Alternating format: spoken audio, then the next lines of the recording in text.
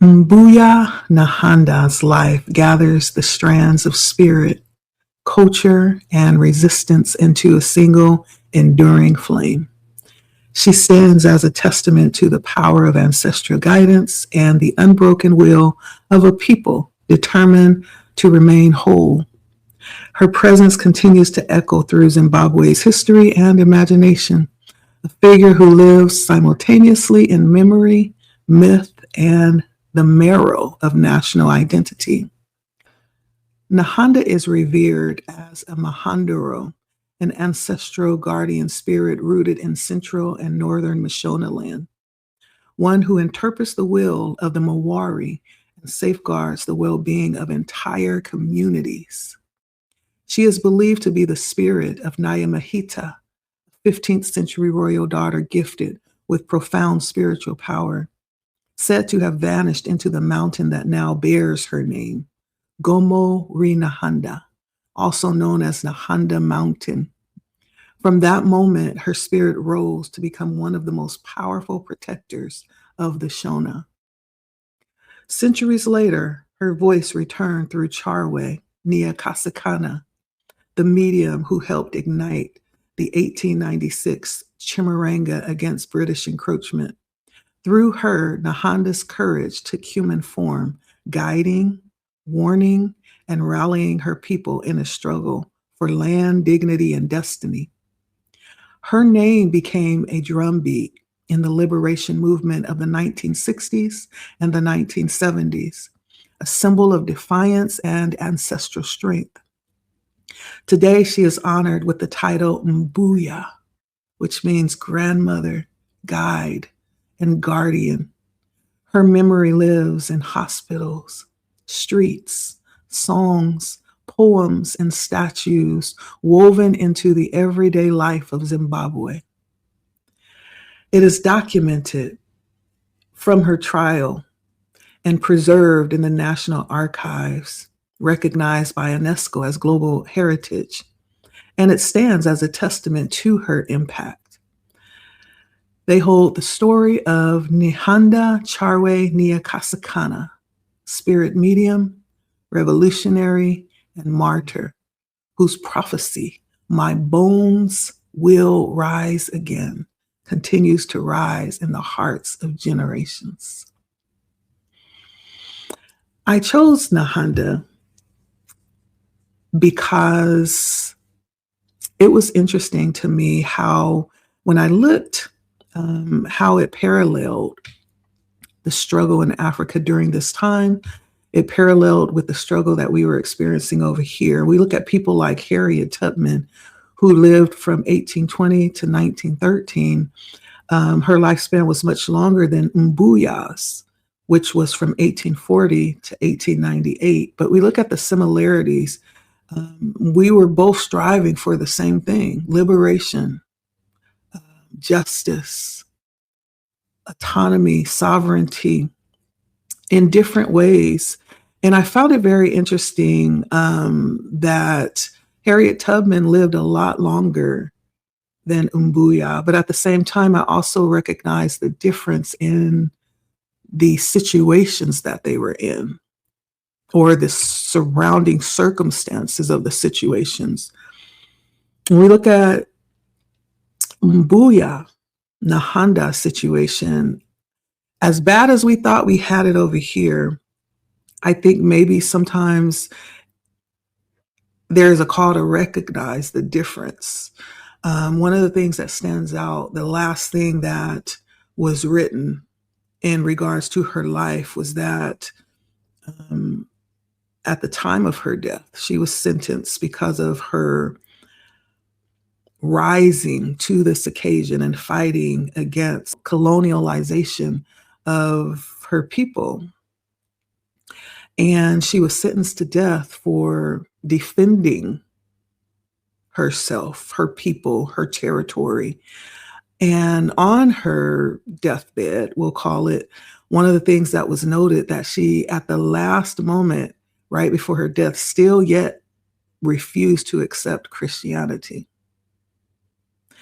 It was noted that others that were with her accepted before their execution, but she stood on her morals. That said a lot to me. That said a lot. And in many ways, I think the difference could be as bad as we thought we had it over here. There was a bit of a lack of compassion. I felt as I was reading through and just kind of getting a feel for the energy around her life and around this particular part of her life when she led this revolution. There's a bit of cruelty as well, but nevertheless, I felt it important to bring this up also because of the separation between Black people in America and Black people in Africa. There is like some kind of, I'll call it a smoke screen. For a long time, I kept hearing this rumor that, and I'm still hearing it, I just heard it this morning, that Africans do not like Black people. They look down on them. And there is even a difference made in how they treat people of non-color as opposed to people of color. We're viewed as resources more than anything and not given respect. But even that contributes to further separating us from parts of ourselves. Because even though there was this separation as far as where we're located, when we look at Harriet Tubman and Mbuya, it's proof that we have the same experience, even though we were in different places. The struggle is the same, the experience is the same. And what's interesting is how we have developed this, and I won't call it hate, this sense of distrust for one another, right? Even though we've been fighting for the same thing.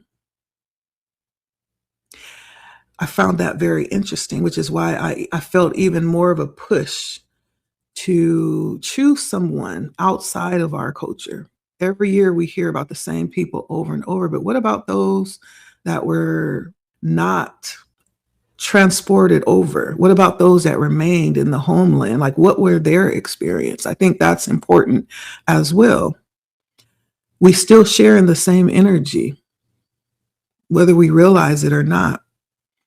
And so that's why I chose to do Mbuya Nehanda. I think it's important that we begin to become curious about what's happening over there, about what has happened. And the interesting thing about it is when she was brought to me a couple of years ago spiritually, I had never heard of her. For some reason, she just popped up, a picture of her just popped up in my mind. And so somehow spirit brought her identity to me, and I was able to match that with the spirit, the image I had in my mind. And ever since then, I've been just kind of following up and doing research, and she keeps coming up over and over. But the interesting thing is that in my research, I began to want to know more about the culture and what was the land like over there? Where was it? It's difficult, even finding maps. Mbuya Nehanda was raised over in Mashonaland, which is now called modern day Zimbabwe. And I have spent hours trying to find maps just to take a look at the land makeup. They are selling maps of Zimbabwe. I could not find one decent map to chart where it was that she was raised, where she led this charge, where her community was. They wanted to charge me $71 just for the map. And I'm like, there's something amiss, y'all. It's time to get curious about the motherland. And also, I've come to find out that there's a lot of money. I'm in the money industry, right? There's a lot of money being fueled and sent over there or being invested. There's something going on over there still. There's something undercover that, and I know Africa has always been considered this very resourceful, plenteous land. To this day, it still continues. That's what it was about. That's what it has always been about: resources, money, energy. And if we get into the metaphysical science of it, it's more than that. It's more than that. And so it's time to get curious and to allow ourselves to stretch out of the mundane, the everyday, what we're being fed. We already know. We've heard it many times, the same stories over here. And not to take any credit away, yes, we give honor to those who have worked over here on our behalf, but also be curious about those that worked over there as well. That's a part of us as well, no matter whether or not we acknowledge it, whether or not they acknowledge it. Why is there such a great division? Why is this wall being put up between us? And I've met quite a few Africans, and I asked them, I'm like, do you guys, I've always heard that there is this dislike. I don't know if they were honest or not, but, to break down a wall of defense and prejudice, which means to prejudge someone, you have to open up and be willing to allow information to come in. You have to allow yourself to be curious and not just shut it off. And so it's time to be curious. I feel like Spirit is calling us to be curious and to open up and to pay homage and to attune to what's going on over there. It's a lot happening, but we keep being distracted by other things. And so that's why I chose Mbuya Nehanda. Say her name. Say her name. My bones will rise again.